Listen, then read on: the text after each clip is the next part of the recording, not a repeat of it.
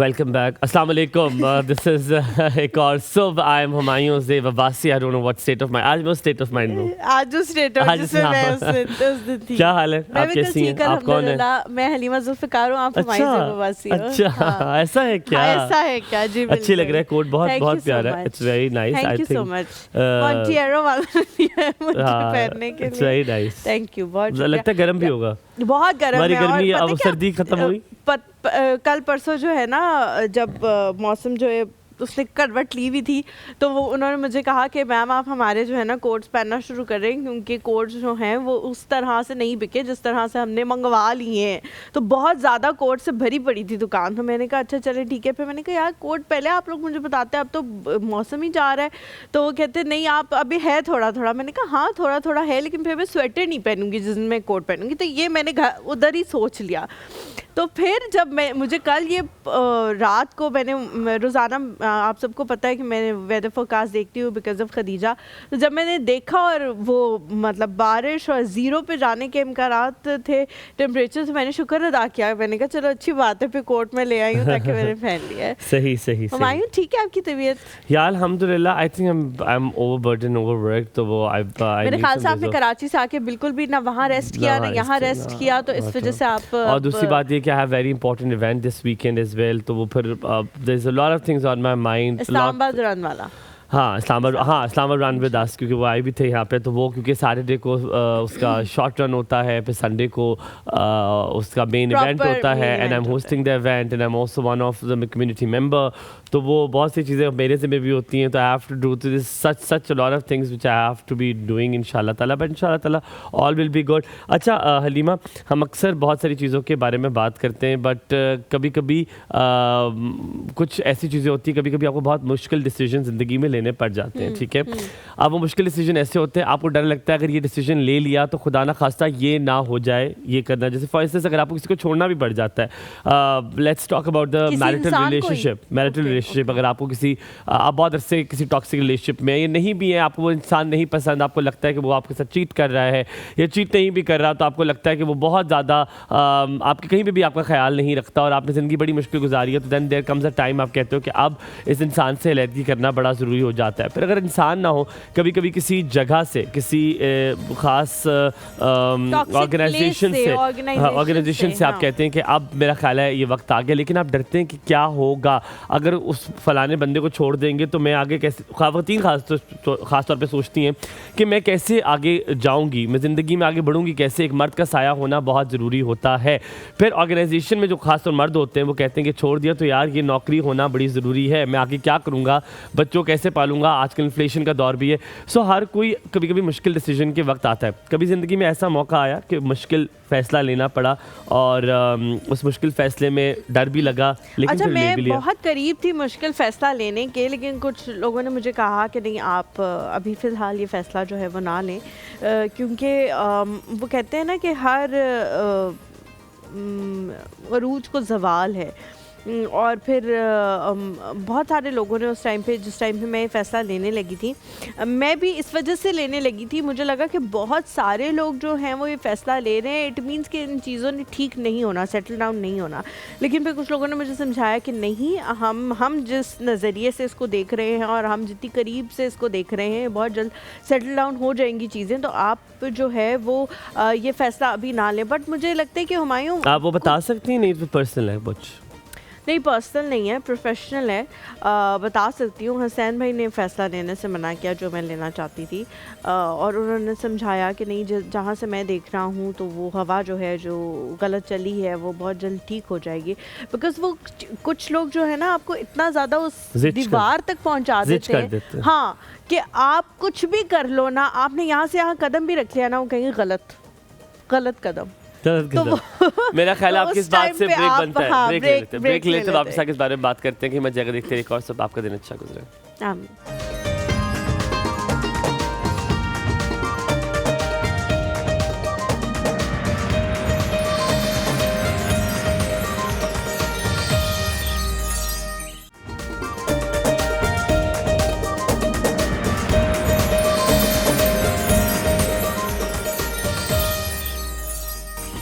Welcome back after the break. Now it's time to say welcome back. उम्मीद है आप सब बिल्कुल ठीक ठाक होंगे। हम बात कर रहे थे, हलीमा ने जाते हुए बताया कि कभी कभी इंसान को जब कोई इंसान बुरा लगने लगता है तो उसकी सही चीज़ भी आपको गलत लगना शुरू हो जाती है और आपको उसके हर चीज़ से तकलीफ होना शुरू हो जाती है। फिर क्या होता है कि जो जिस इंसान से आपको बड़ी मोहब्बत या कभी प्यार या कभी आई डोंट थिंक बुरा लगता है, मुझे लगता है कुछ लोग सोच समझ के दूसरों को टफ टाइम देना चाहते हैं। बुरा शायद मैं नहीं कहूँगी, बस वो चाह रहे होते हैं कि इनको भी रगड़ के रखो, इनको।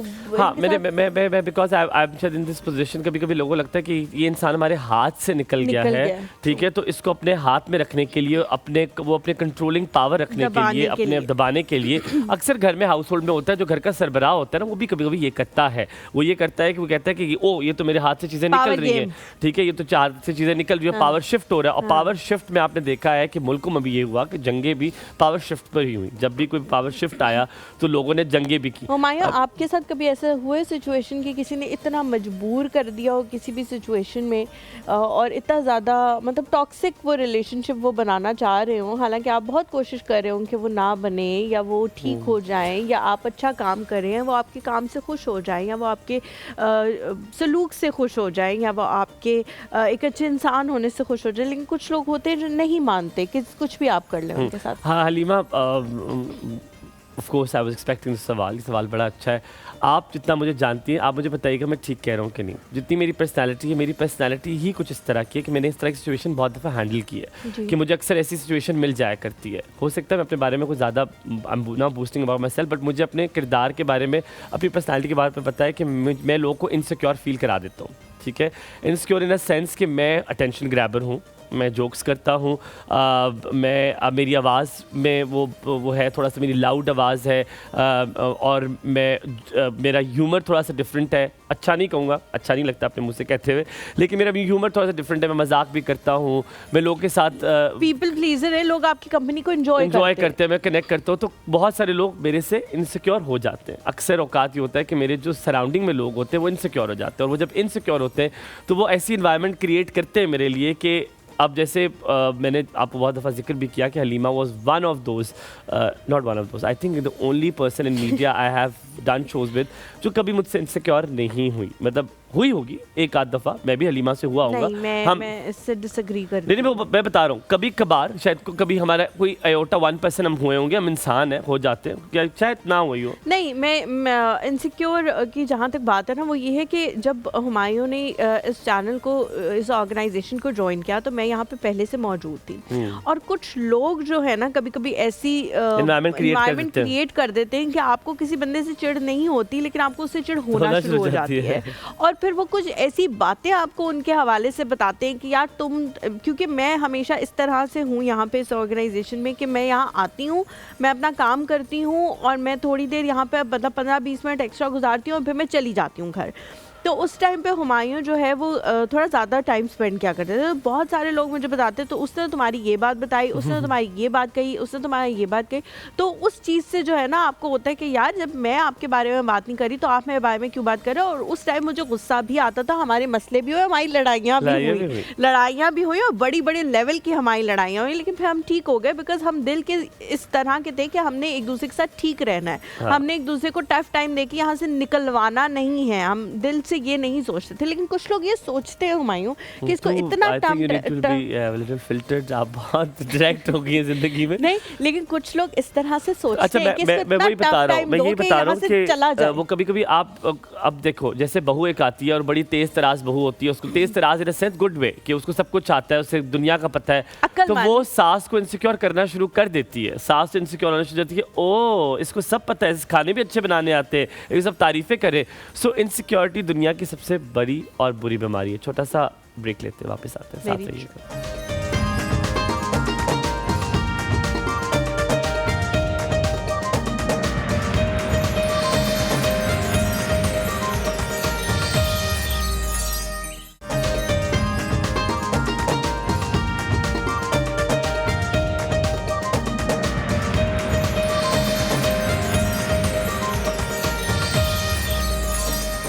Welcome welcome back after break. आप देख रहे हैं एक और सुबह। और अच्छा, मैंने देखा है ज़िंदगी भी इसी तरह की है, कभी उतार चढ़ाव रहते हैं, कभी आप बहुत एक्साइटेड होते हैं, कभी आप बहुत डाउन होते हैं। And the show, the flavour of the show was always like that.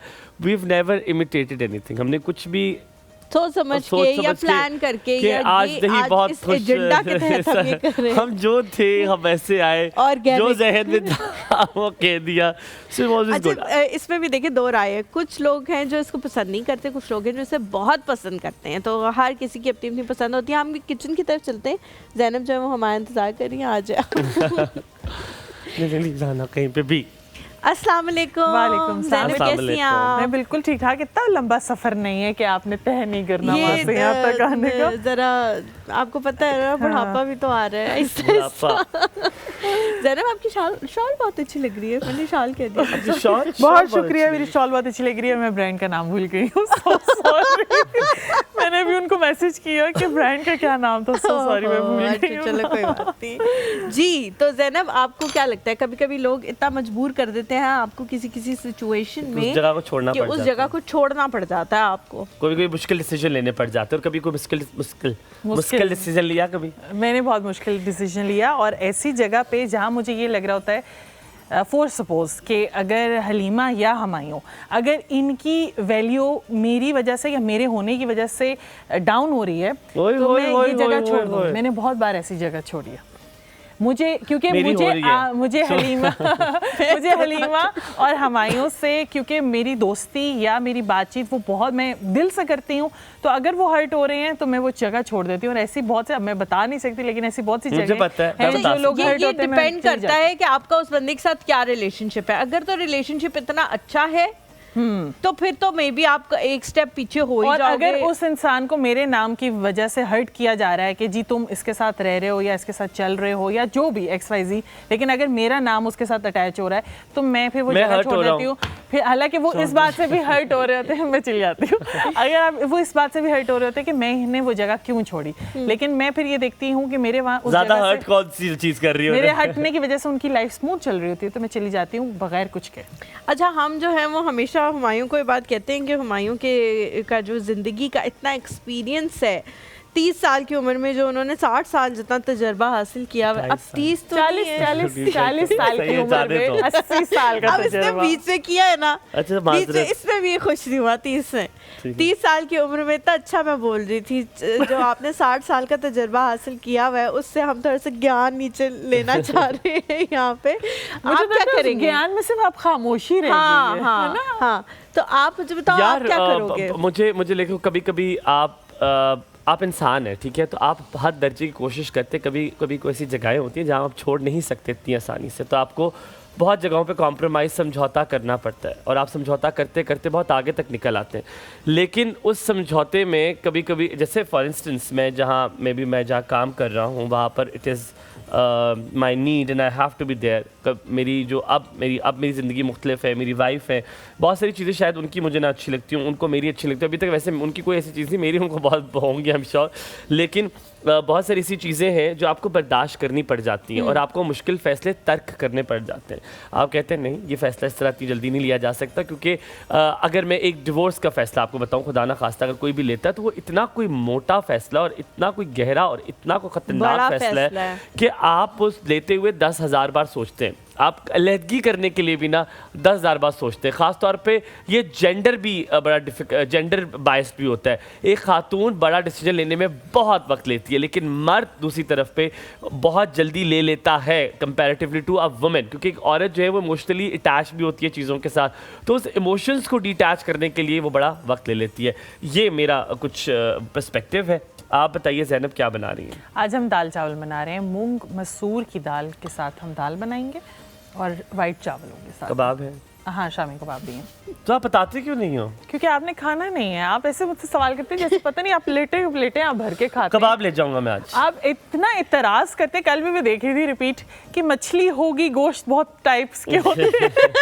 बच्चे मैंने कहा मैं ये बात बोलूँगी, खाना तो आपने जरा सा भी चखना, जरा सा भी चखते नहीं है। एतराज आप इतने हैं, लेकिन- हम जो मर्जी बनाए, हम पाए बनाएंगे, मछली के पाए बनाए, ठीक हम है। जो मर्जी बनाए। पर मैं आपको सिर्फ एक बात बताऊं, मुझे लग होती रहा है- है ज़ैनब ये सोच के आई थी कि मैंने सोच- बात हाँ, कह दी है, मैं सोच- मछली के भी पाए अच्छा बनाऊंगी। मुझे एक सवाल से आपसे पूछो, उसके बाद हम जाते हैं। अब मछली भी होती है, छोटा गोश्त भी होता है, बड़ा गोश्त भी होता है, यार फ्राई आज भी तो होता है। दाल बना रही है आज बेचारी। दाल ठीक है। बना रही हूँ ठीक है, मुझे बताएं आपकी इंक्लिनेशन टुवर्ड सस्ता खाना क्यों है? क्योंकि हर घर में आसानी से बन सके, लोग बना सके, बिल्कुल इसलिए। I'll- very very true. खामोशी एक इबादत है। 4-5 लोग हर घर में होते हैं, तो बिल्कुल। ऐसा और खाना किसी होना घर में चाहिए। 20-30 भी होते हैं जिनको खाना देना होता है आपको। और ऐसा भी होता है कि आपको अपनी पूरे जो वीक है उसको प्लान करना होता है कि आपने क्या करना है। Thank you so gas much. की जानिब चला जाऊं मैं? गैस की तरफ उधर जो ना है वो जाऊं, हम जानिब चलते चला हैं। जाऊं।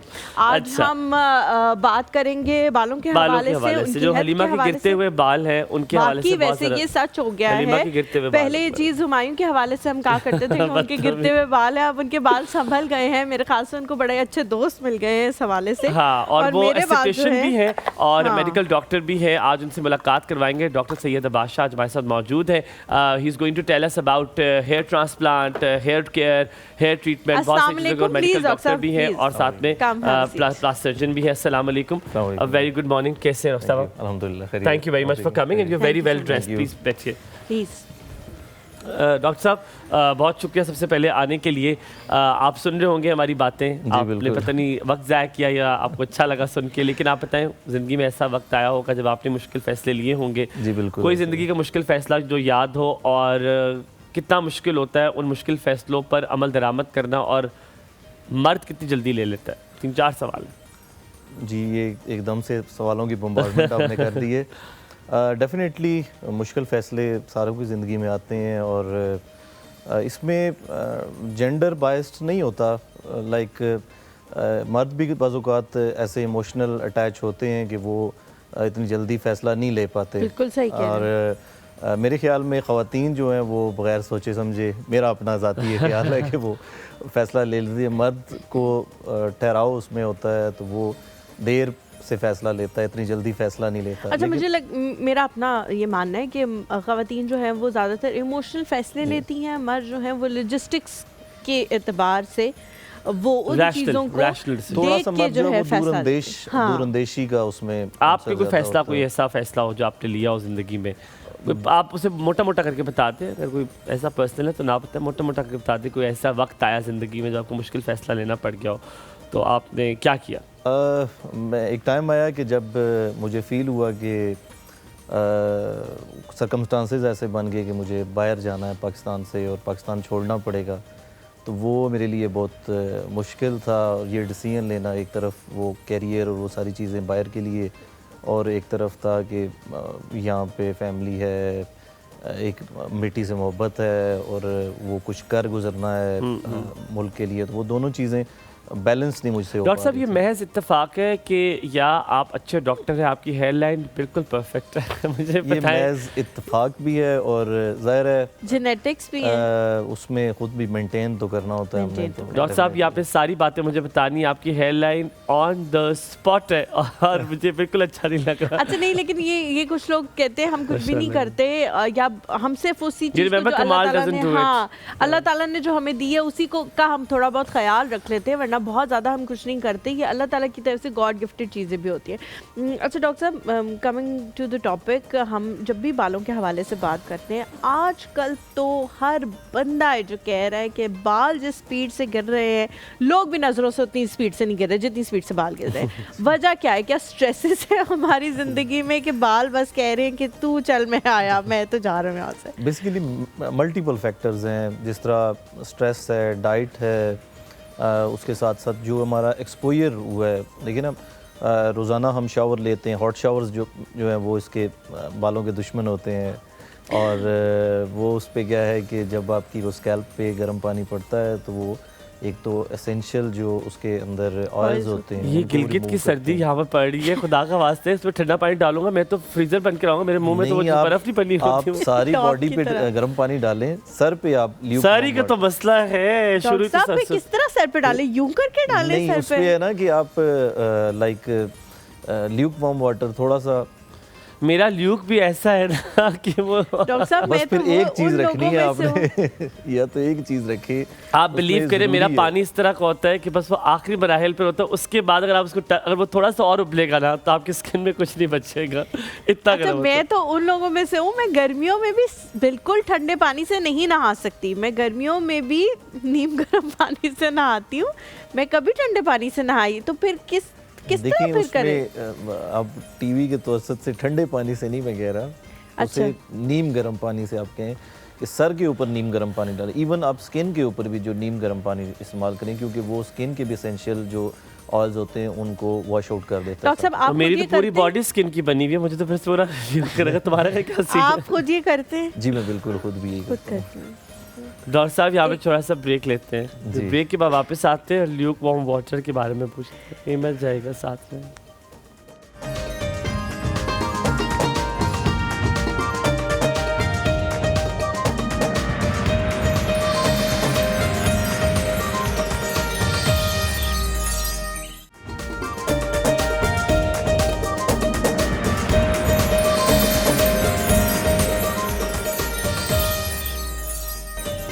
Welcome back after break. आप देख रहे हैं एक और सुबह, हमारे साथ डॉक्टर साहब मौजूद हैं। हम हेयर ट्रांसप्लांट के बारे में बात करेंगे, हेयर केयर के बारे में बात करेंगे, नॉट जस्ट दैट स्किन के बारे में बात करेंगे क्योंकि एस्थेटिशियन है। और डॉक्टर साहब आपने लंदन से भी जो है वो एक्सपीरियंस हासिल किया है। अभी जब भी किसी एस्थेटिशियन को बुलाते हैं या प्लास्टिक सर्जन को बुलाते हैं तो हमेशा हम देखते हैं एक नया प्रोसीजर आ चुका होता है। अब ट्रांसप्लांट से ज़्यादा आगे कुछ चीज़ आ चुकी है, मतलब नॉट ट्रांसप्लांट तो एक डिफरेंट कैटेगरी है। पहले पीआरपी थी, फिर हम पीआरएफ तक आए, फिर अब एक्सोसोम आया। अब क्या कोई लेटेस्ट टेक्नोलॉजी आ गई है, क्या उसको भी ओवरशैडो कर दिया है किसी चीज़ ने? नहीं, अभी तक तो एक्सोसोम्स ही है सबसे टॉप पे, जो बिफोर हेयर ट्रांसप्लांट जो एक्सोसोम्स ही कर रहे हैं। आगे कुछ अर्सा तक शायद कुछ ऐसी चीज़ आ रही है। एक्सोसोम भी बहुत किस्म के हैं, एक प्लांट बेस्ड एक्सोसोम है, एक ह्यूमन बेस्ड एक्सोसोम है। मुझे बताएं जो एक्सोसोम ही कहते हैं, प्रोनाउंसिंग इट राइट, तो एक्सोसोम के मुझे बताएं कि उसके फ़वाइद क्या है। अगर आप सवाल हम मुझसे अलीमा से पूछें हम भी आपको बता सकते हैं, लेकिन ऑफ कोर्स एक डॉक्टर से हम ज़्यादा ऑथेंटिक चीज़ पूछेंगे। और दोनों का डिफरेंट भी बताएं, प्लांट वाले का और ह्यूमन का। प्लांट और ह्यूमन का कोई बहुत मेजर डिफरेंस नहीं है। ह्यूमन क्योंकि ह्यूमन टू ह्यूमन कंपैटिबिलिटी उसकी थोड़ी ज़्यादा होती है, तो हम कहते हैं कि ह्यूमन आप कर लें। लेकिन इसका ये मतलब बिल्कुल भी नहीं है कि प्लांट बेस्ड जो है वो काम नहीं करता। काम दोनों ने करना होता है और दोनों के एक्सीलेंट रिजल्ट्स हैं। जैसा कि आपने बात की कि उस पर क्या फ़ायदे हैं उसके और क्या वो करता है, तो बेसिकली जिस तरह पहले हम पीआरपी करते थे तो पीआरपी में रीग्रोथ नहीं थी, रीजनरेशन नहीं थी, उसकी रिजुविनेशन डेफिनेटली थी कि वो बालों का टेक्सचर बेहतर कर देती थी और उसके साथ साथ आपका हेयर फॉल रुक जाता था। लेकिन जब से एक्सोसोम्स आया इसमें रीजनरेशन है, रीग्रोथ है उसमें, कि आपके जो बेबी हेयर्स हैं या फॉलिकल्स हैं किसी जगह पड़े हुए तो वो दोबारा से रीग्रोथ हो जाते हैं। और जो एक बंदे का आप नज़र आने में विजुअल बाल्डनेस आती है, थिनिंग आ रही होती है, वो थिनिंग को रिवर्स कर देता है। लेकिन अगर स्टेम है ही नीचे है ही, फॉलिकल है ही नहीं, और कुछ लोग जो गंजे, क्या उन पर आधे गंजे होते हैं, उन पे क्या एक्सोसोम रिएक्ट करेगा वैसे ही? क्योंकि देखें खाली फॉलिकल तो आपको ट्रांसप्लांट के अलावा कोई चीज़ नहीं ला के दे सकते। देखिए उसमें हम देखते ही हैं कि अब जिस तरह क्राउन है, तो क्राउन पे जब भी हम हेयर ट्रांसप्लांट करते हैं तो उसके उतने एक्सीलेंट रिजल्ट नहीं होते और उस पर हम फिर प्रेफर करते हैं एक्सोसोम्स को।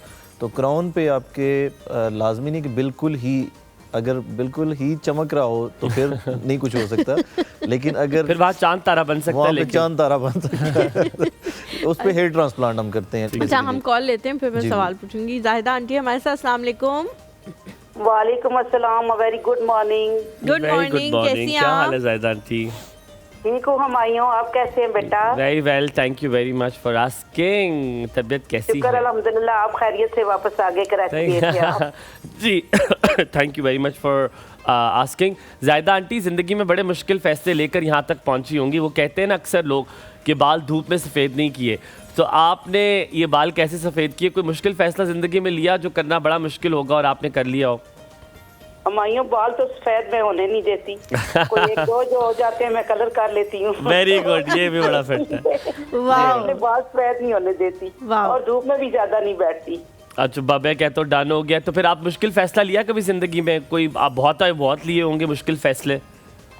हमायूं बहुत मुश्किल फैसला लिया आपके अंकल ने, मेरे मीर साहब ने, आज से 3 साल पहले हमारे अपने मैरिज हॉल थे, हमारा अपना होटल थे 2-3, ये उन्होंने मुश्किल फैसला लेके कुछ ऐसे डिसीजन ले लिए कि उनको छोड़ दिया। तो अब 3 साल हो गए, थोड़े से फाइनेंशियल प्रॉब्लम हो गए हैं, तो मैं कहती हूँ मीर साहब को ये आपने बहुत गलत फैसला लिया है। तो हो सकता है वो सोच रहे हो, लेकिन मेरे लिए ये बहुत मुश्किल फैसला है कि इसको मैं बहुत मुश्किल से सर्वाइव कर रही हूँ। आई थिंक डॉक्टर साहब ने जो बात कही थी बिल्कुल ठीक कही थी कि मर्द बड़ी जल्दी फैसला जो है वो ले लेता है, पर औरत जो है वो काफ़ी वक्त लगाती है, उसमें फंसी रहती है। ज़ाहिदा आंटी, आपको लगता है पछताना चाहिए पुराने फैसलों पर? बेटा पछता के क्या होना है, अपने ही सेहत पे असर पड़ती है। जो अल्लाह के हुक्म से होना होता है वो हो जाता है। हर मुश्किल के बाद आसानी होती है, अल्लाह करेगा आसानियाँ भी आ जाती हैं। इंशाल्लाह ऐसे ही आसानियाँ आएगी। तो आप आज बहुत दोनों खूबसूरत लग रहे हैं। हलीमा का ग्रे कोट और आपकी ग्रे पैंट बहुत खूबसूरत लग रही है और ज़ैनब की शाल बहुत खूबसूरत लग रही है, और आपके जो गेस्ट आए हैं माशाल्लाह बहुत खूबसूरत हैं। मैं इनको सुन रही हूँ, तो ये हेयर ट्रांसप्लांट के बारे में बता रहे हैं, तो मैं ब्लश करना शुरू हो गए, लाल हो गए डॉक्टर साहब। तारीफ सुनने के बहुत बाद खूबसूरत लग रही हैं आप। नहीं, मैं डॉक्टर साहब की कह रहा हूँ, डॉक्टर साहब खुशी से पागल हो गए। ज़ैनब तो सुनती रहती है तारीफें। बच्चा है माशाल्लाह, बहुत खूबसूरत बच्चा है। बच्चा सुन रही हूँ मेरे बारे में बात हो रही है, किसके बारे में बात? बच्चा तो सिर्फ मैं हूँ। आप भी खूबसूरत है, आपके जो शो में गेस्ट आते हैं वो भी खूबसूरत है। ज़ैनब भी बहुत खूबसूरत है, हलीमा बहुत खूबसूरत है, हमारी खदीजा बहुत खूबसूरत है, हमारा मंसूर बहुत खूबसूरत है, हमारी पूरी फैमिली बहुत खूबसूरत है। Excuse me, my wife is left. मेरी बेगम को क्यों नहीं नाम? मेरे घर वाले भी है ज़ाहिदा आंटी, मेरे घर वाले भी है। लो तो 100 चांदों में एक चांद है जी। बहुत खूबसूरत मेरी बहू है। मैं कहती हूँ ज़ाहिदा आंटी आपकी कनपट्टी में ना पिस्तौल रख दिया। अब ज़ैनब कह रही है मेरे घर वालों का भी नाम ले, चले याद करें अब पहले तो उसके घर वालों का नाम। साथ भी बहुत खूबसूरत है, आयत बहुत खूबसूरत है, और उनके बेटे का नाम मैं भूल गई। इब्राहिम। यहाँ पर बड़ी बात है, आपको सारों के नाम याद देखती रहती हूँ, उनको इंस्टा पे देखती रहती हूँ। बहुत शुक्रिया। सदके अल्लाह ताला आपको सलामत रखे। जो भी कोई दूसरा लेकिन पता है मुझे खुशी इस बात की हो रही है कि सिर्फ इंस्टा पे देख के भी उन्होंने नाम याद किए। क्या कह रही हैं? मैं आज मटर पुलाव बना रही हूँ, वाह, और बड़ा मछली पसंद के है। पाए भी बनाऊंगी। मछली के पास। मछली के पाए बना के आपने मुझे पिक्चर भी भेज दी है। अच्छा, ज्यादा ना कीजिएगा, उन्हें कुकर में ज्यादा ना रखिएगा, वो बिल्कुल गल जाते हैं। आज सिर्फ 2-2.5 घंटे रखूंगी, 2-2.5 घंटे। चले, सलामत रहे, सलामत बहुत रहे। शुक्रिया ज़ाहिदा आंटी कॉल करने के लिए। अच्छा, पहले इस कल ज़ैनब ने भी कहा था कि मैं मटर पुलाव बनाऊंगी, लेकिन हमारे कहने पे जो है उसने दाल चावल बना लिए। कशफ राना है हमारे साथ। यार, अस्सलाम हमारी वालेकुम। प्यारी लाड दुलारी कशफ राना आपकी गैर मौजूदगी में एक दफे किए कॉल। अच्छा, अस्सलाम वालेकुम बाजी जी, की हाल है तुहाडे? वालेकुम अस्सलाम, क्या हाल चाल है भाई? बहुत बहुत मुबारक हो शादी की। खैर मुबारक, बहुत शुक्रिया कशफ। आखिरकार वीर आपका घोड़ी चढ़ी गया। हाँ जी, मैं हलीमा से पूछ रही थी उस दिन, वो उनकी माइयों के शर्त महफूज ही है ना? ना किया करे, मत तंग किया करे मुझे। अब तो तंग करने की बारी आई है हमारी, वरना वो जो चहचहाहट थी वो जरा कम लग रही मुझे। मान पड़ गई, भाभी ने ज्यादा सख्ती कर दी है। नहीं, ज्यादा नहीं सख्ती की, बहुत सख्ती की है। कशफ सांस पूछ के लेता हूँ। हुमायूं को ना कह रही हूँ कि अब तो हमारा वक्त आया आपको तंग करने का, वरना इतने साल जो आपने हमें सताया है। उफ अल्लाह, आपके जुल्मों से तंग का हम चाहता रहे हैं, अब हमारी बारी है। अब आपकी बारी है। कश्यप, मुश्किल फैसले लिए होंगे जिंदगी में बड़े, आपकी पर्सनालिटी से भी लगता है। क्या लिया सबसे मुश्किल फैसला? सबसे मुश्किल फैसला राना साहब से शादी का। इससे मुश्किल और क्या हो सकता है? तो राना साहब को लोग भी पूछ ले, क्या पता यही फैसला होए वो भी। वो सुन रहे हैं आपको। हाँ, वो भी हंस रहे हो, कहेंगे बिल्कुल दिल की गल कर दी थी लेकिन बोल नहीं सकता, मैं की करा। साढ़े वाला ही हाल है। हाँ, हेलो, तौबा है। अच्छा, हमारे कितने प्यारे डॉक्टर आज जाए में। जी, टॉपिक भी बड़ा अच्छा है, डॉक्टर भी बहुत अच्छे हैं, और मेरा सवाल भी रेलेवेंट है उनसे। जी जी, पूछिए। अस्सलाम वालेकुम डॉक्टर साहब। अस्सलाम वालेकुम जी। जी, 2-3 महीने से मेरे बाल बहुत ज्यादा गिर रहे हैं, तो मैं ये पूछना चाह रही थी कि आयरन डेफिशिएंसी से भी ऐसा होता है या कोई और वजह है? नहीं, उम्र का तकाजा भी होता है कश्यप, कभी कभी उम्र के तकाजे भी कुछ होते हैं जिसमें गिरने पड़ जाते हैं। उसके बाद आपसे साल भी महीने छोटी होंगी मैं, ऐसी भी बात नहीं है। सही कह रही है, सही। पहले तो उम्र बता दें। जी उम्र बता दें। नहीं नहीं डॉक्टर साहब पूछे। ये बहुत रूड क्वेश्चन है, खवातीन से पूछते नहीं है उम्र उनकी। लेकिन लड़कियों से नहीं पूछते, आपसे तो पूछ सकते हैं। नहीं, लेकिन इसमें क्या है, ऐसा बता दें क्या, इसमें कोई ऐसी बात नहीं है। मेरा ख्याल है होंगी 52-55 की। नहीं नहीं, मेरे तो ख्याल से कोई 40 साल की होंगी। ये कोई आपने 30 प्लस 30 प्लस है, ठीक है। Vitamin D levels, iron levels या फिर कोई विटामिन B12 का टेस्ट आपने लास्ट कोई करवाया हो? नहीं, फिलहाल वैसे मुझे डेफिशिएंसी रहती है आयरन की। अगर ये तीन राना साहब ने हमेशा अच्छी जगहों पे पैसे खर्च किए, ऐसी जगहों पे कभी पैसे खर्च नहीं किए। अब ये खुद ऐसी हरकतें कर रहे हैं ना कि लोग इससे बोले। भाभी को शिकायत लगा रही हैं अब आप। उससे पहले इसका मैं कुछ बोलना नहीं चाहती, पंजाबी की मिसाल है, ठपकी आवे तो अब ये आपने शिकायत लगा दी तो उससे बिल्कुल इसको कहते थे कि आईना बोलना बंद है। जी आप बता रहे थे डॉक्टर साहब। ठीक है, डॉक्टर साहब से आपसे पूछते हैं आपका क्या हाल thank you so much Kashyap for calling, बहुत शुक्रिया बहुत कॉल शुक्रिया। करने के लिए। जी डॉक्टर साहब। जी पहले तो ये 3 टेस्ट करवा लें अगर इनकी कोई डेफिशिएंसी आती आपने है। बताया है विटामिन डी का, B12 और आयरन या फेरेटिन लेवल जो, अगर ये 3 टेस्ट करवा लें, अगर इसमें कोई कमी आती है तो उसे ज़रा आपने पूरा करना है। अगर ये 3 टेस्ट ठीक हैं तो फिर आप एक दफ़ा किसी भी डर्माटोलॉजिस्ट को दिखा सकती हैं कि आपकी कोई स्कैल्प पे खुश्की, सोरियासिस या फिर कोई स्पोरिक डर्माटाइटिस वगैरह तो नहीं है कि जब आप कंघी करती हैं तो कोई पेन वगैरह तो नहीं होता या फिर थोड़ी टेंडरनेस तो नहीं आती। एक ये भी वजह हो सकती है। अगर मैं होम रेमेडी की बात करूं तो जैसे पहले मैंने बताया कि अगर आप हॉट शावर लेती हैं तो उसे कम कर दें, और अगर खाने में किसी चीज़ की बात करूँ तो अनार बहुत अच्छा होता है for hair and skin. Doctor साहब बहुत अच्छा होता है। आप अपनी फैमिली 2 किलो ले आइएगा, बहुत महंगे। ये तो हम नहीं, लेकिन देखिए या तो फिर आप प्रोसीजर्स की तरफ चल जाएं, वो भी कोई सस्ते तो नहीं है, प्रोसीजर्स भी महंगे हैं, तो इससे बेहतर अनार खा लें आप। कोई ना कोई चीज करके देख पहले आप अगर होम रेमेडी की बात करें तो ये वाली चीज़ें जो हैं अगर आप कर लें इससे काफ़ी सारी बेहतरी आ जाती है। ठीक है। अब ऐसे कोई बाकी फैक्टर्स होते हैं, जैसे स्ट्रेस है तो वो अब आपने खुद कम करना है, या फिर अगर आपकी स्लीप साइकिल डिस्टर्ब है या फिर आपकी डाइट जो है वो उस तरह अच्छी नहीं है। अगर स्ट्रेस किसी और की वजह से हो रहा है तो फिर क्या उसको खत्म करने के बारे में पहले वो कोशिश करें आप, अगर हो सकता है। हो सकता है हम याया की कॉल लेते हैं, ये हमें स्ट्रेस नहीं देते बल्कि हैप्पीनेस देते हैं। अस्सलाम वालेकुम याया जी, good morning. Good morning to all of you. And मुझे बहुत अच्छा लोगो लग रहा है जिसमें 4th एनिवर्सरी लिखी हुई आ रही है, मुझे बहुत अच्छा लग रहा है आपके जो channel. Thank you so much. Thank you. अच्छा, आपके माशाल्लाह डॉक्टर साहब भी हमारे बड़े खुश लिबास लग रहे हैं मुझे आप लोगों की तरह। डॉक्टर साहब पे जूम करें डॉक्टर साहब पे, इतने खुश है डॉक्टर साहब, इतने अच्छा लग रहे हैं, खुश। थैंक यू जी, थैंक यू। माशाल्लाह माशाल्लाह, यहाँ जो आता है खुश होके जाता है, ये खूबी है। आप लोग दोनों जो प्रोग्राम करते हैं ना खुश होके जाता है, मैं खुश हंसी खुश जाते हैं।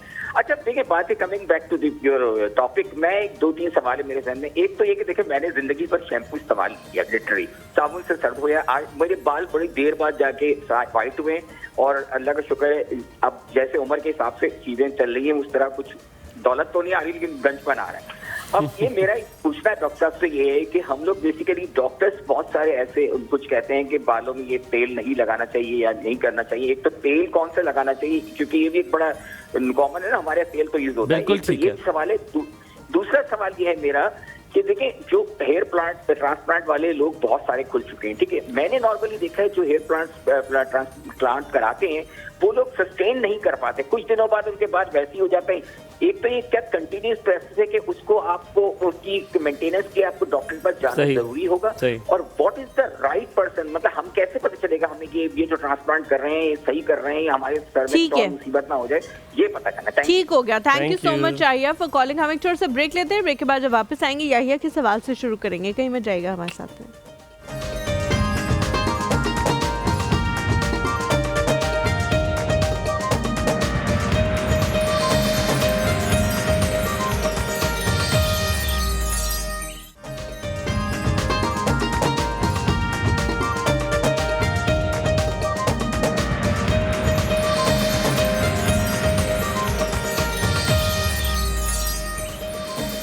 Welcome back to the show. मैं भूल गई थी कि जब जिस दिन हमारा यूनिवर्सिटी का शो था उस दिन शबाना जी ने हुमायूं के भी कार्ड्स निकाले थे और उन्होंने एक प्रेडिक्शन की थी कि नज़र बहुत ज़्यादा है, जब से नया काम जो है वो करना शुरू किया उसके बाद से नज़र बहुत लगी हुई है। तो उन्होंने आपके बारे में कहा था और आप बोटी आप कह रही थी कि गोश्त खिलाना है, चाहे एक बोटी ही हो, आप किसी जानवर को नहीं जानवर आप अपने आप को अगर कंसिडर करते हैं तो आपकी मर्जी है, बट अदरवाइज आपने जानवर को खिलाना है। आपके और ज़ैनब दोनों के बारे में उन्होंने बात की है।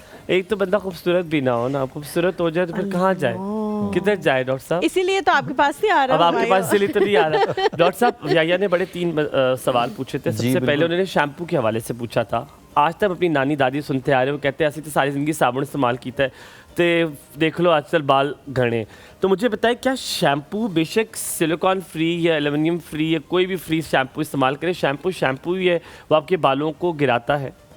जी बड़ा अच्छा उन्होंने सवाल किया, सारे उनके रेलेवेंट क्वेश्चन थे। एक तो ये है कि जो अगर बीइंग अ डॉक्टर मैं शैम्पू देता हूँ तो मैं पहले स्कैल्प की हेल्थ देखता हूँ कि क्या है, आया कि उधर एक खुश्की एक हमारा खुश्की की भी बहुत सी आम ज़ुबान में ना किस्में होती हैं और लोग सारों को एक में ही रगड़ देते हैं कि खुश्की है तो उसके लिए ऑयलिंग कर लें। तो बेसिकली शैम्पू जो है वो अगर खुश्की है, जिसे बाज़ औक़ात हम कहते हैं स्कैल्प सोरियासिस है थोड़ी बहुत, तो उसके लिए हम सैलिसिलिक एसिड बेस्ड जो शैम्पू देते हैं, मतलब जिनको डैंड्रफ है उनको ये सैलिसिलिक एसिड बेस्ड शैम्पू होता है, जिसकी वजह से वो क्या है कि उसे वॉश आउट कर देता है ताकि स्कैल्प की ऑक्सीजनेशन बरकरार रहे, उसकी जो न्यूट्रिशन वो बाहर से न्यूट्रिशन लेती है या फिर जो उसकी एसेंशियल।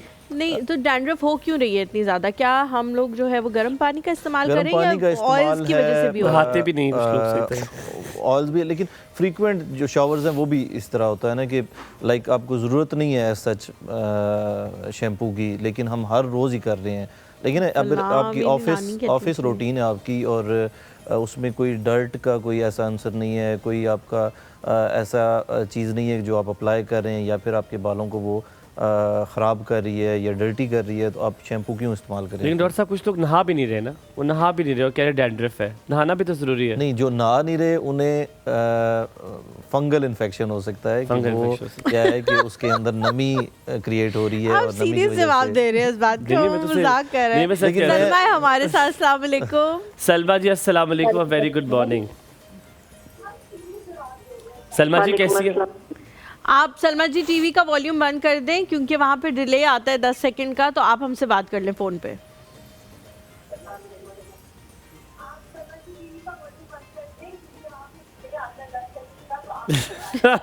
हमने भी सुन ली ये बात। जी सलमा जी कैसी हैं आप? सलमा जी हमसे भी 2 बातें कर लें, इंशाल्लाह ताला आपकी आवाज़ मैं रिकॉर्ड भी करवा देता हूँ, यूट्यूब पे भी चल जाएगी इंशाल्लाह। कैसी हैं आप? अस्सलाम वालेकुम अस्सलाम, कैसी हैं आप? मैंने खालदा नाम बताया था, इसलिए मैं सोच रही थी कि सलमा किसने आपको बता दिया। ओह ये तो बड़ी गलत चीज़ हो गई है। खालदा जी कैसी हैं आप? ये मेरे ख्याल से वैक्स रिमूव करा ये मुझे लगता है कि पीछे पीसी आ रहा है, किसी सलमा के साथ कॉल पे बात कर रहे थे, उसका नाम हमें बता दिया है, आपका नाम नहीं बताया। ये होगा तो डॉक्टर साहब से ये मसला मैंने पूछना था कि मेरे बच्चों के सर में बहुत डैंड्रफ है। ठीक है, तो किस चीज से ठीक हो सकती है? कोई तेल है या कोई शैम्पू चेंज करेंगे? सलमा जी आप सॉरी खालदा जी आप अगली आवाज़ डॉक्टर साहब की सुनेंगी। डॉक्टर साहब प्लीज़ कुछ पूछना चाहें तो पूछ लीजिए। सलमा जी मुझे ये बता दें कि खालदा जी मुझे ये बताएं कि उसमें जब उनका वो डैंड्रफ है तो उसके साथ खारिश वगैरह भी होती है या सर में जब वो कंघी करते हैं तो कोई दर्द वगैरह तो नहीं होता? जी खारिश होती है, दर्द नहीं होता, वैसे डैंड्रफ खारिश होती है। अच्छा ठीक है, और ये कितना अरसा से हो रही है उन्हें?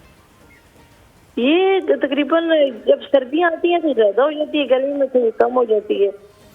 ठीक है, अब ये लग रहा है कि जिस तरह फंगस के साथ है, फंगस रिलेटेड है, तो उसके लिए शैम्पू है एंटी फंगल, कोई भी शैम्पू आप यूज़ कर सकते हैं। जो अगर नाम बता दूं तो कोनाज नाम से एक शैम्पू आता है, तो वो यूज़ कर लें तो इनसे ठीक हो जाएगा इंशाल्लाह।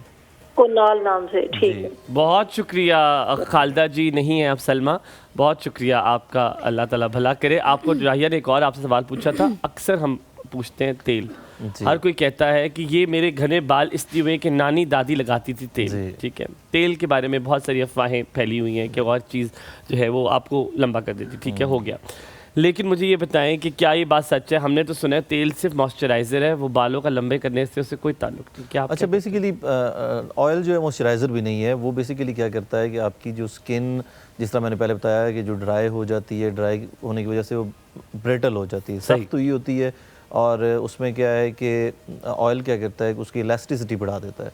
जब इलास्टिसिटी बढ़ती है तो जो उसकी रूट्स हैं बालों की, वो उस तरह डैमेज नहीं होती उस इलास्टिसिटी की वजह से। तो इसलिए ऑयल जो वंस इन अ वीक तो बहुत अच्छा है, लेकिन रोज़ाना लगाने से भी वो क्या है कि बहुत ज़्यादा कम वो हो जाती है, क्योंकि ज़रा वो इन्फिल्ट्रेट कर रहा है उस स्किन के अंदर हर चीज़ की ज़्यादती। अच्छा, कितना टाइम, जल्दी से बता दें कितना टाइम ड्यूरेशन पे हमने ब्रेक पे जाना? रात को लगा लें और सुबह उससे शावर ले लें। ठीक हो गया। ठीक है। वैसे पहली बार किसी ने तेल के बारे में इस तरह की एंडोर्समेंट थैंक की है यू वेरी मच। वैसे। हम थोड़ा सा ब्रेक लेते हैं, वापस आते ही मत जाएगा। देखते रहिए, एक और से आपका दिन बहुत अच्छा गुजरे।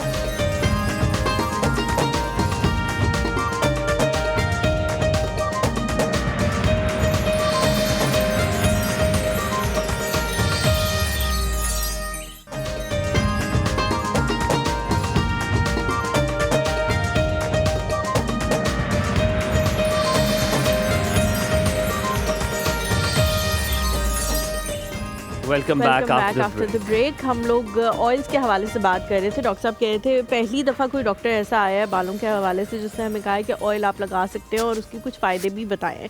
लेकिन डॉक्टर साहब, बहुत सारे लोग कहते हैं इससे कोई आपकी स्ट्रेंथ को फ़र्क नहीं पड़ने वाला। अगर मामला ख़राब हो चुका है, बाल गिर रहे हैं, तो उससे फिर कोई फ़र्क नहीं पड़ेगा, चाहे आप जितने मर्जी जो मर्जी ऑयल लगाते रहें। आपको या तो प्रोसीजर की तरफ जाना पड़ेगा या अपनी डाइट को बेहतर करना पड़ेगा या उन सारे फैक्टर्स को लेकर चलना पड़ेगा। ऑयल का बेसिकली ये, जब आप जेंटल मसाज करते हैं उसमें क्या है कि ऑयलिंग के साथ साथ ब्लड सप्लाई जो है बेहतर हो रही होती है।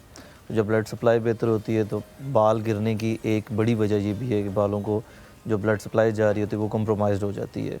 तो ऑयलिंग इसलिए बेहतर है, वीक में एक दफ़ा आप लगा सकते हैं। डॉक्टर साहब, जी जी। अच्छा, ख़वातीन के अक्सर बालों का ये इशू होता है कि मैंने अपनी माओ बहनों को सुना हुआ है कि वो कहती है कि बालों के दो मुंह हो जाते हैं और इस वजह से बालों की ग्रोथ नहीं होती। फिर वो क्या करती है, वो ट्रिमिंग करवा लेती है। वो कहते हैं अब इससे बेहतर हो जाएंगे। Then again they get that to face of the hair. ये क्या होता है, दो मुंह होते क्यों और इससे क्या नुकसान हो सकते हैं? ये बालों का टेक्सचर, इसी को हम डिस्कस कर रहे हैं कि बालों का जो टेक्सचर है वो ख़राब हो चुका होता है। जो हम, जिस तरह आपने बात की प्रोसीजर्स की, तो PRP उसी को इन्हांस करता है, उसी को बेहतर करता है जो आपका टेक्सचर है उसको। लेकिन अब ब्लड सप्लाई एक आ रही है, एक रूट है जिसमें कोई इशू आ गया है, उससे बाल बढ़ना कम हो जाते, दो मुंह हो जाए बाल। जाहिर है उसका, देखिए ना, जब दो मुँह हो जाते हैं तो उसके आगे उसकी लेंथ जो है वो उस तरह नहीं बढ़ रही होती जैसे नॉर्मल बालों की बढ़ती है। ठीक है। तो वो ट्रिम करने से एक वो उनकी ज़हनी सेटिस्फेक्शन हो जाती है कि ट्रिम कर लिया तो शायद यही, वरना ऐसा कुछ नहीं है। लेकिन इस तरह जैसे ही उस लेंथ पे जाते हैं दोबारा दो मुँह हो जाते हैं। ठीक है। अच्छा डॉक्टर साहब, जब हम मर्दों के हवाले से बात करते हैं कि उनका एक टाइम के बाद ट्रांसप्लांट के अलावा कोई और सॉल्यूशन नहीं है।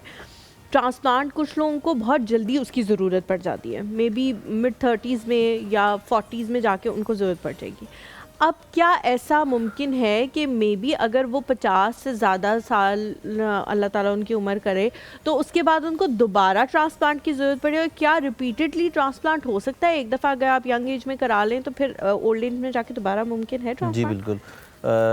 एक तो ये है कि जब भी हम बात करते हैं कि ट्रांसप्लांट की एज क्या होनी चाहिए, तो 25 ईयर के बाद कभी भी आप करवा सकते हैं। कोशिश हमारी होती है 30 के बाद, इसलिए कि जो हेयर लाइन रिसीड थोड़ी बहुत होनी है वो हो जाए और जो हमें पता चल जाता है कि ये किस तरफ जा रही है हेयर लाइन, तो हम 30s में ट्रांसप्लांट करें तो वो ज़्यादा बेहतर रहती है। दूसरा, यहाँ पे एक ट्रेंड है, उसे कह लें कि जब सारे ही बाल गिर जाएं तो फिर ट्रांसप्लांट, तो ये एक गलत ट्रेंड है। बेसिकली होना ये चाहिए कि जब आपकी वो लुक कंप्रोमाइज़ हो रही है तो उस वक्त आपको ट्रांसप्लांट करवा लेना चाहिए, स्पेशली फ्रंट लाइन का।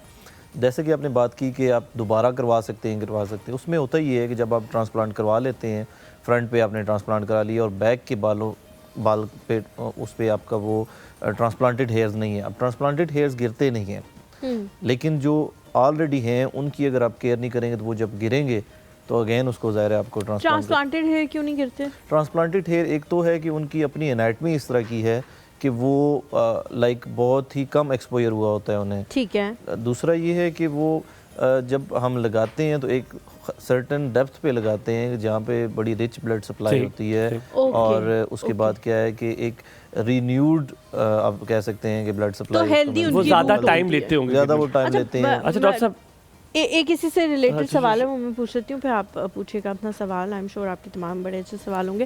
डॉक्टर साहब, जब मैं हज पे गई तो मैंने बहुत सारे लोगों को देखा कि ज़ाहिर है उन्होंने गंज कराई, तो बहुत सारे लोगों के पीछे वो ट्रांसप्लांट वाला मार्क जो है मौजूद था। आप ये समझे कि 90% लोगों के पीछे वो मार्क था।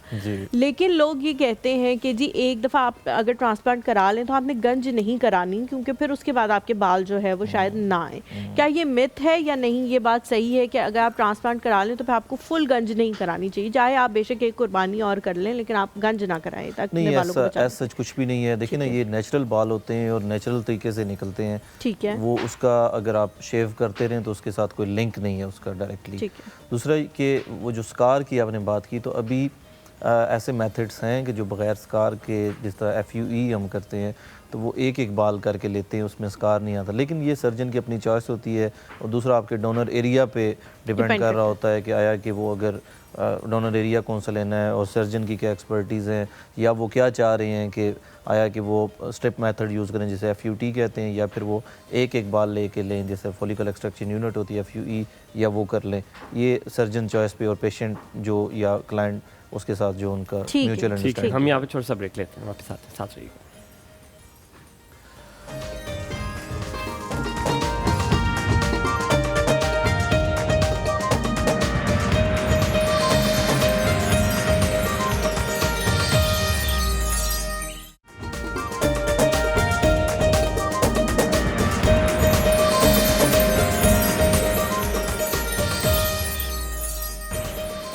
Welcome back after break. कभी ऐसा हुआ नहीं, लेकिन PCR को एक मैसेज पहुंचाने के लिए मैं यहाँ से कह देता हूँ, लाइव लिंक जो है एक और सब का, वो प्लीज़ डॉक्टर साहब को भेज दें।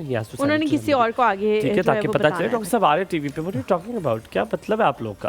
डॉक्टर साहब मुझे एक बात बताएं, एक चीज़ जो टर्की बड़ा रिगरेसली कर रहा है कि टर्की ने इसको एज हेयर ट्रांसप्लांट को एक ब्रांडिंग बना लिया है अपने मुल्क के लिए, जहाँ पर वो टूरिज्म भी होता है और साथ में हेयर ट्रांसप्लांट भी होता है। ये बहुत मशहूर है टर्की के बारे में, ना कि सिर्फ साउथ एशिया के लिए बल्कि बाहर ममालिक से भी लोग वहाँ पर आते हैं। कच्चा ट्रांसप्लांट होता है, उन्होंने ये एक नई तरह का टूरिज्म लेकर आए जो मैंने पहले कभी नहीं देखा था, जो टर्की लेकर आए। यही चीज़ पाकिस्तान में कैसे नहीं हो सकती और उसको कैसे इम्प्रोवाइज़ किया जा सकता है। हमारे पास गिलगित बल्तिस्तान है, हमारे पास बलूचिस्तान है, हमारे पास इतना खूबसूरत पंजाब है, हमारे पास इतना खूबसूरत सिंध है, हमारे पास इतना खूबसूरत KPK है, सब जगहें हैं। ये ट्रांसप्लांट वाली फैसिलिटी यहाँ कर इसको टूरिज्म के साथ कपल क्यों नहीं किया जा सकता? बहुत अच्छा सवाल जी, बहुत अच्छा सवाल है। और शायद आपकी नज़रों में गुजरा हो कि यहाँ पे हमारे पास काफ़ी लोग जो मैं अगर UK की बात करूँ तो UK से यहाँ पे ट्रांसप्लांट करवाने के लिए आते हैं।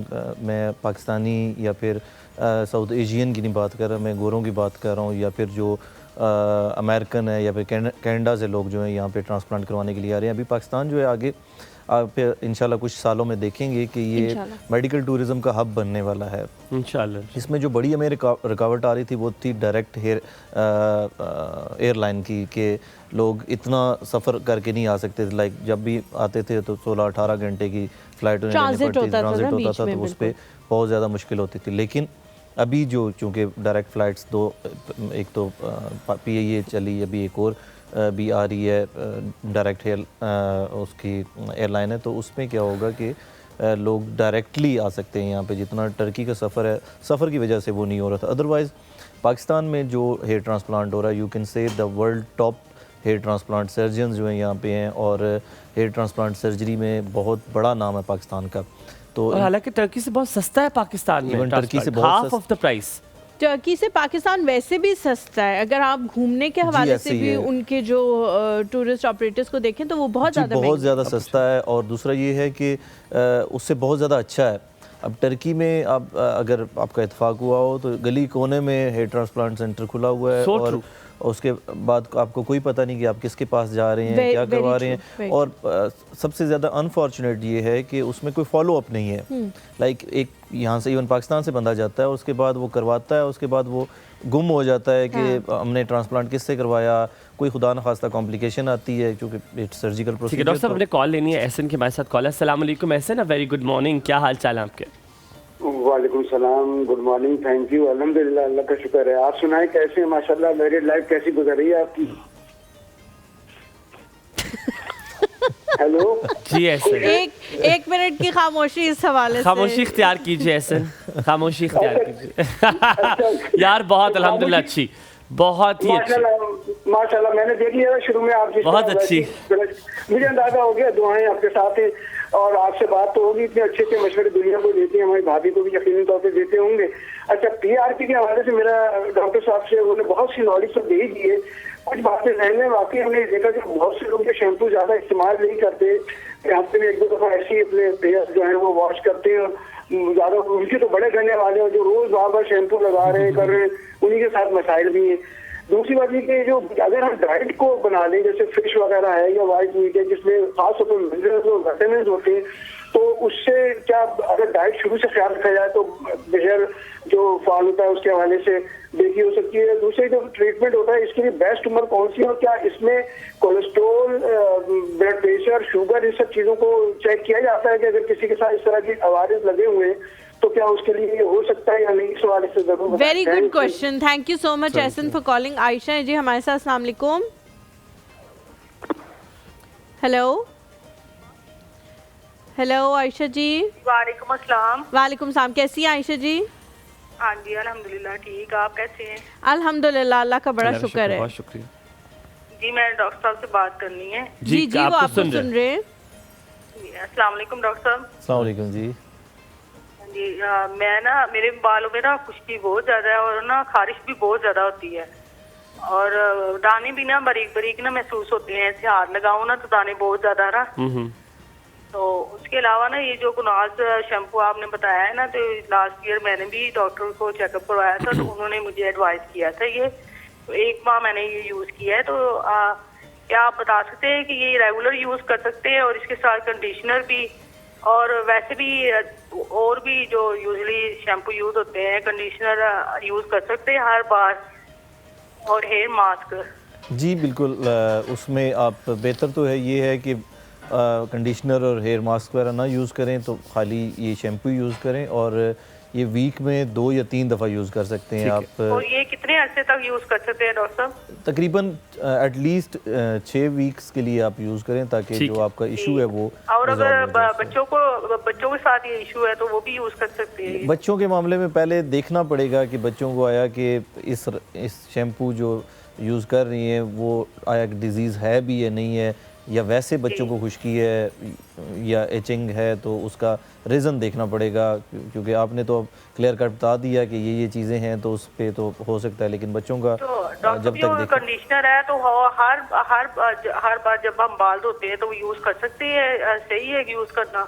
जी ठीक है, कंडीशनर यूज़ कर सकते हैं, लेकिन कोशिश करें कि ये जितने भी प्रोडक्ट्स हैं वो अगर कम यूज़ हों, जितने कम यूज़ कर सकती हैं वो करें, तो उससे बालों की हेल्थ जो है ज़्यादा बेहतर रहेगी। ये जो 2 मुँहे बालों का आपने बताया है तो इसके लिए क्या वो PRP ट्रीटमेंट करवाना लाजमी है? फिर उसी से आप कहाँ रहती हैं आयशा जी, कहाँ रहती हैं आप?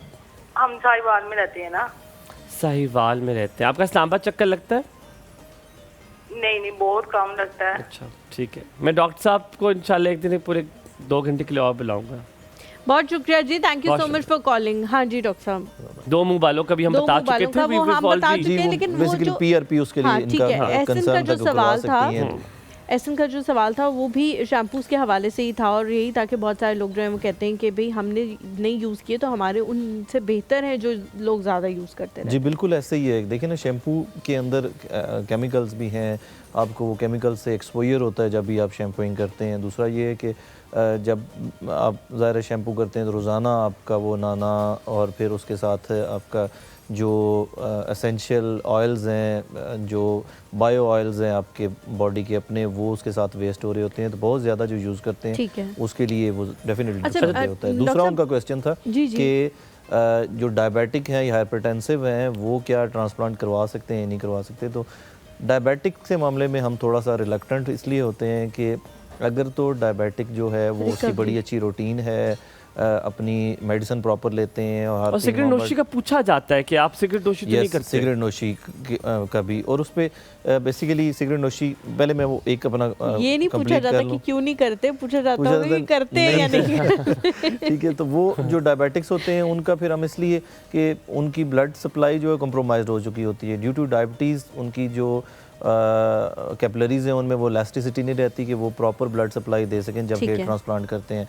ऊपर से अगर वो उसकी डाइट प्रॉपर नहीं ले रहे या फिर वो प्रॉपर मेडिसिन नहीं ले रहे या उनका डायबिटिक कंट्रोल नहीं है, तो वो क्या है कि हीलिंग प्रोसेस जो है डिले हो जाएगा, और जब हीलिंग प्रोसेस डिले होता है तो इन्फेक्शन के चांसेस होते हैं। तो इसलिए हम पहले ये देखते हैं, हिस्ट्री लेते हैं और दूसरा पेशेंट को देखते हैं कि आया कि ये अपनी डाइट के साथ स्ट्रिक्ट है या नहीं है। उसमें एक फैक्टर है कि वो डेफिनेटली उस पर हम करते हैं कि आया कि पेशेंट जो है वो खुद भी एक ज़िम्मेदार शख्स है या नहीं है कि उसने जिम्मेदारी के साथ। टेक अ ब्रेक है डॉक्टर साहब, ब्रेक के बाद वापस हाजिर होने की हिम्मत जाएगा। देखते रहिए एक और सब, आपका दिन अच्छा गुजरे।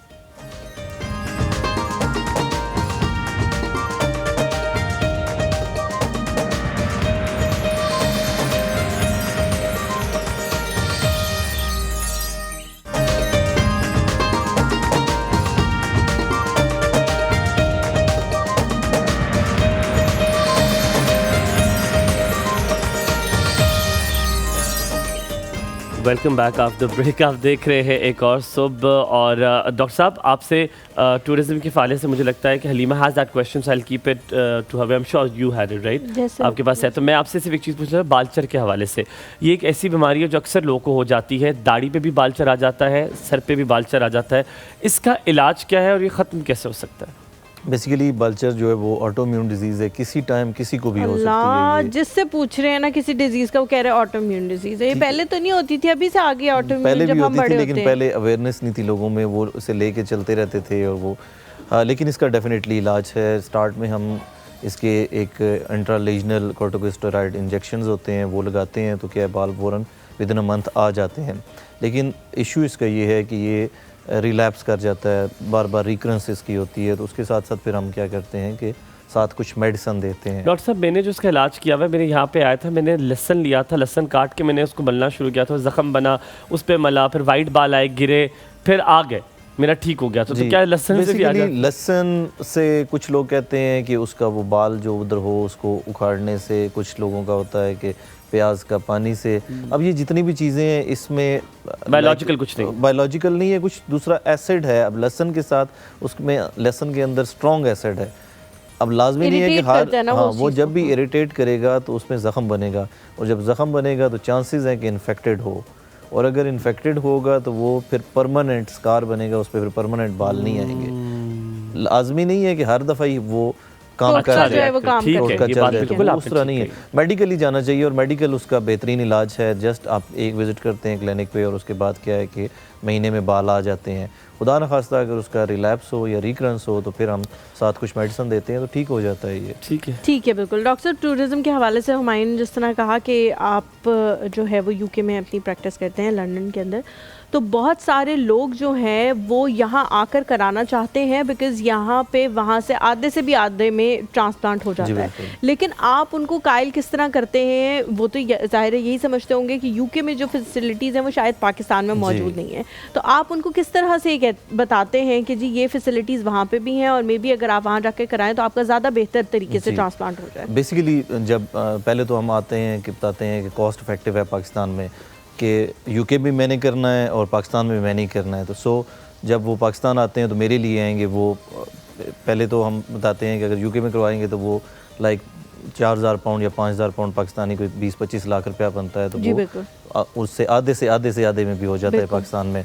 दूसरा ये कि दूसरा उन्हें हम बताते हैं कि पाकिस्तान में फ़ार बेटर हम करते हैं, क्योंकि यहाँ पे हमारे साथ जो लोग ट्रेन हमने किए होते हैं पिछले 8-8, 10-10 साल से, 15-15 साल से उनका एक्सपीरियंस होता है और वो सिर्फ हेयर ट्रांसप्लांट ही कर रहे होते हैं, तो वो ज़्यादा डेडिकेटेड है उसमें, तो वो ज़्यादा बेहतर इसका। दूसरा थर्ड थिंग इज़ कि यहाँ पे जब वो आते हैं फिर पाकिस्तान में वो टूरिज़म जो आगे बढ़ रहा है, फिर यहाँ का कल्चरल एक्सचेंज है, फिर फूड्स हैं यहाँ के। आजकल बड़ा अच्छा मीडिया ने जो आपने रोल प्ले किया कि जो सोशल मीडिया पे भी और जो इलेक्ट्रॉनिक मीडिया उसने भी पाकिस्तान का जो एक इमेज डेवलप किया कि लोग यहाँ पे आएँ और यहाँ पे मुख्तलिफ़ जगह जाएँ और बहुत खूबसूरत जगह हैं, और कल्चरल जैसे कि पाकिस्तान के जो ड्रेसेस हैं पूरी दुनिया में अब पहने जा रहे हैं। बहुत ज़्यादा यूके में डिमांड है, पाकिस्तानी फ़ूड की बहुत ज़्यादा डिमांड है, तो लोगों का दिल करता है कि वो पाकिस्तान में आएँ और यहाँ पे आके वो कल्चर एक्सचेंज करें। तो ये 2-4 चीज़ें होती हैं। तीसरा जो मुझे एज है वो ये है कि मेरा फॉलो अप है कि यहाँ पे मैं ट्रांसप्लांट करता हूँ, महीने बाद फिर मैं उधर जाके उनको जितने मैंने ट्रांसप्लांट किए होते हैं उनको फॉलो अप करता हूँ कि कोई खुदा न खास्ता कोई इशू नहीं आ रहा, या कोई उनके अपने जो क्वेश्चन या कंसर्न होते हैं वो मुझसे आके फिजिकली चेक भी करवा लेते हैं और देख भी लेते हैं। इसलिए वो फिर दे फील कंफर्टेबल कि हम मेरे साथ ही यहाँ पे आए, यहाँ डॉक्टर से दोबारा इंटरेक्ट हो जाता है, तो वो हमारे लिए ठीक है। और ये हमें टर्की से और इंडिया से हम ये इस एज पे हैं, हमें ज़्यादा एज है उस चीज़ का कि हम फॉलो अप देते हैं। और हम आगे इंशाल्लाह शुरू कर रहे हैं ऑप्थोमोलॉजी का, जो आंखों के लेज़र्स के लिए लोग आते हैं, फिर डेंटिस्ट्री का हम आगे शुरू कर रहे हैं, लेकिन हमने स्टार्ट जो लिया वो हेयर ट्रांसप्लांट और फेशियल सर्जरी से लिया। ठीक है डॉक्टर साहब, एक आखिरी मेरे ख्याल से हमारे पास कुछ मिनट्स होंगे तो हम सवाल कर लेंगे, फिर हमने किचन में जाना है। बहुत सारे लोगों को कट लग जाते हैं सर में किसी भी एक्सीडेंट के दौरान, और फिर उस जगह से बाल जो है वो ज़ाहिर स्टिचेस लगाने के लिए डॉक्टर्स हटा देते हैं। फिर वो स्टिचेस कभी कभी इतने ख़राब भी लगते हैं कि वहाँ पे बाल नहीं आते, लेकिन वो एक ऐसी चीज़ है जो आपके साथ हमेशा ज़िंदगी भर रहनी है।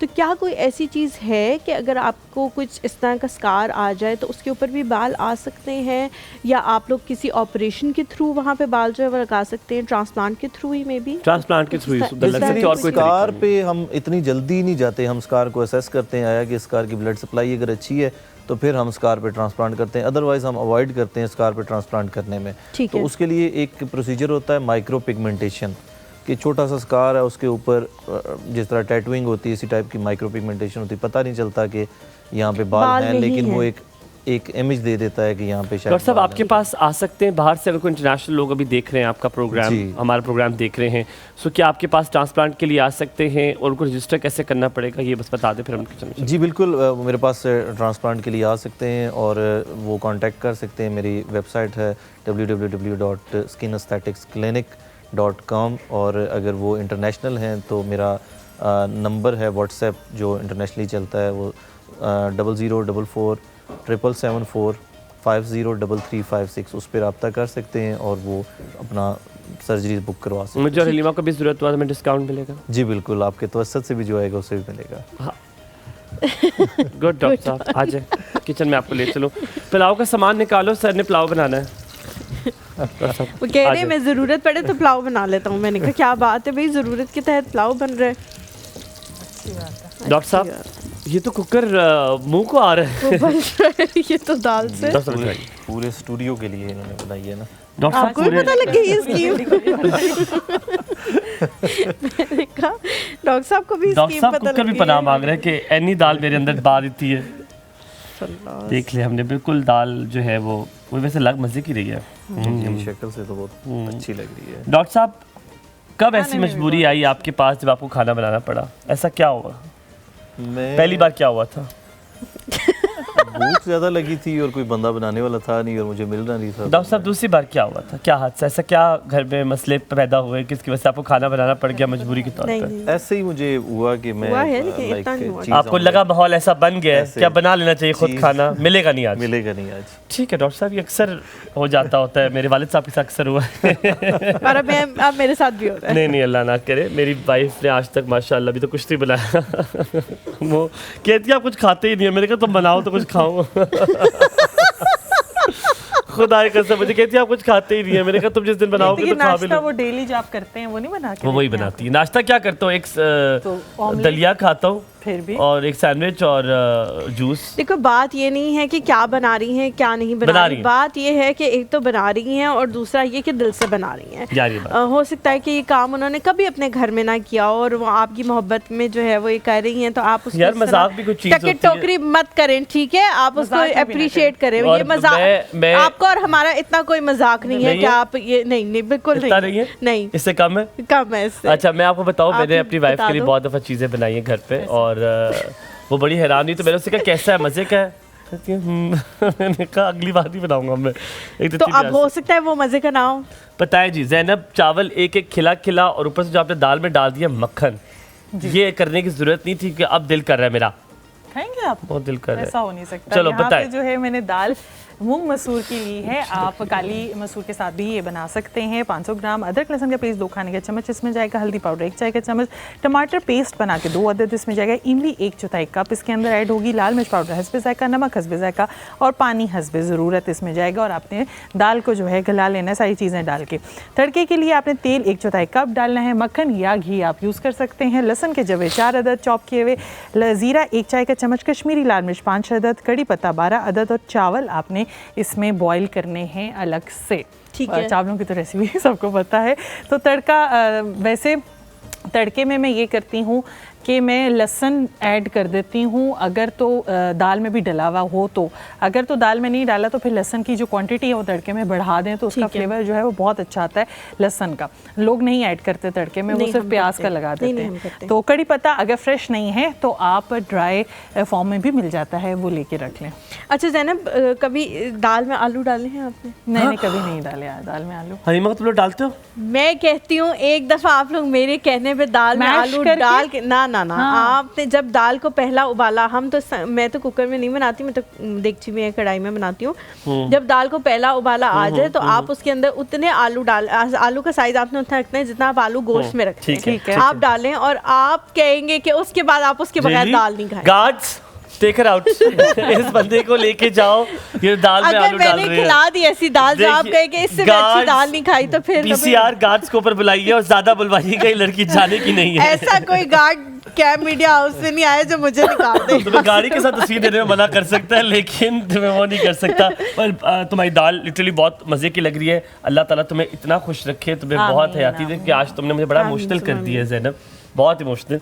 मैं उस वक्त से कंट्रोल कर रहा हूँ कि मैं वो बात ना याद करूँ। पर मेरी मरहूम वालिदा अल्लाह ताला जन्नत फिरदौस में जगह दे, हमेशा मुझे कहती दाल में ना मक्खन डाल दो ना तो दाल का मज़ा बड़ा दुबाला हो जाता है। तो मैंने एक बार, मुझे याद है कि मैं अम्मा ने मुझे कहा कि चीज़ें लेकर आ जाओ, उसमें मक्खन भी था, मैं मक्खन नहीं लाया। तो ऐसे कहती नहीं कोई बात नहीं, तुम थके हुए हो, गर्मियाँ है, जून का महीना था, ऐसे दाल खाने लगी। तो कहती है लेकिन मक्खन का दिल बड़ा था मेरा। तो जब वो खाने लगी ना तो मैंने कहा आप 1 सेकंड रुके, मैं लेकर आता हूँ। और उन्होंने मेरा हाथ पकड़ लिया। कहती है मैं मक्खन क्या, मैं रोटी के बगैर रह सकती हूँ लेकिन अपने बेटे को धूप में जाता नहीं देख सकती। तो ये अचानक मुझे आज उनकी वो बात याद आ गई। अल्लाह ताला अम्मा को जन्नतुल फिरदौस में जगह दे। But that's what life is. It yes यकीनन वो जन्नतुल फिरदौस में ही हैं और वहाँ से आपको देख रही हैं और बहुत ज़्यादा खुश हैं। इंसान जब अपने क्रिएटर के पास चला जाता है तो मेरे ख्याल से वो दुनिया से ज़्यादा खुश रहते हैं। बहुत शुक्रिया ज़ैनब इतनी ज़्यादा दाल बनाने के लिए। Thank you so much doctor साहब, बहुत अच्छा लगा आज आपसे मिलके। और आपने कहा कि आप लोगों को भी डिस्काउंट मिलेगा, हमें तो आपने जो भी प्रोसीजर करना है वो मुफ्त होगा। जो हमारे तवस्सुत से आएंगे उनको डिस्काउंट इंशाल्लाह मिलेगा। आप अपने वालिदैन का, अपने घर में मौजूद बच्चों का बहुत ख्याल रखें, हमें अपनी दुआ में याद रखें। इंशाल्लाह कल मुलाकात होगी। अल्लाह हाफ़िज़। अल्लाह हाफ़िज़। आप पानी